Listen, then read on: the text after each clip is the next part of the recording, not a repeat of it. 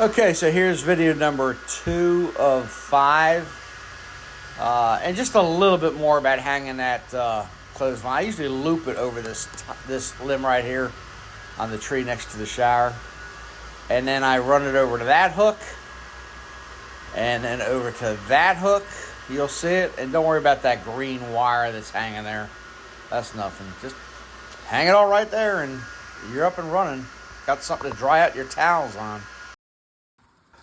Okay, so here are some notes about the outdoor shower. Oh! Oh, no! Yeah, we'll come back to that a little bit later.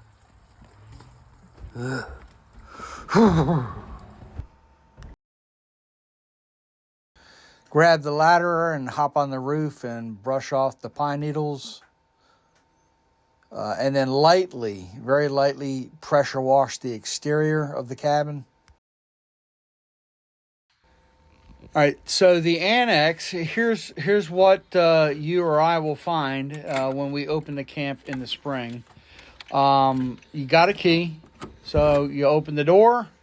You'll flip on the switch, but nothing will happen. It's going to happen now, but the fuse box will be turned off. It's behind this little curtain, so you'll have to flip a few switches there to get the electrical going to the cabin. Then you should have full power. Hopefully. Keep your fingers crossed. You'll find it in this order. It's ready to live in. So literally over the winter that would happen too. Up top is the second chair. Here's the bunk. Your chest of clothes that you pack is right here on the thinking that if you ever come up to the cabin, your stuff is in the annex. Like, you know, if you ever make a pit stop up here before the over the winter. Or in the spring before the camp's open, all your stuff is right here in the annex. You know, here's the way we use it, really. So it's not junked up. Your home entertainment stuff is right here. That's probably for the DVD. I think the VCR is already plugged in. These drawers contain your movies and videos. Again, don't lose track of that fuse box. What else do I want to say here? You know, it looks pretty good. Those crates up above are more or less empty. Same with underneath. There's extra storage in there.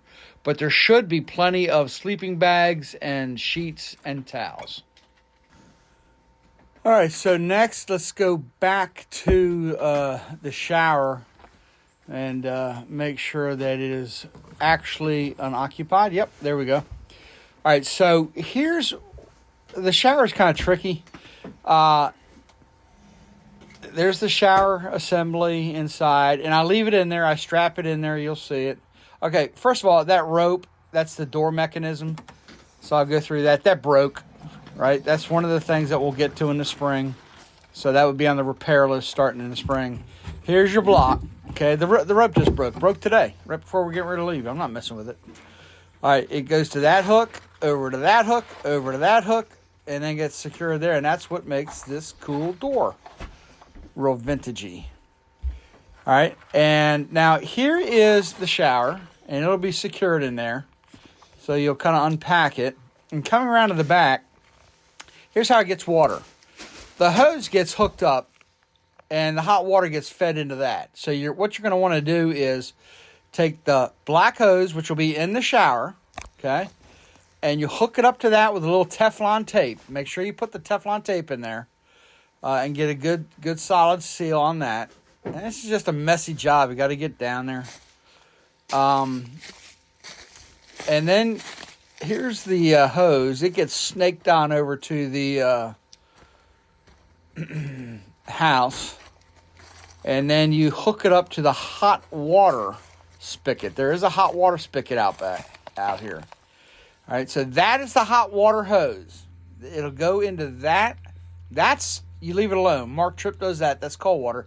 That's the hot water. That's where you hook it up. Use a little Teflon tape and a good tight fit so that it doesn't drip at the faucet. Then you turn the faucet on, and it will feed hot water over to the shower. Bingo. You're set up.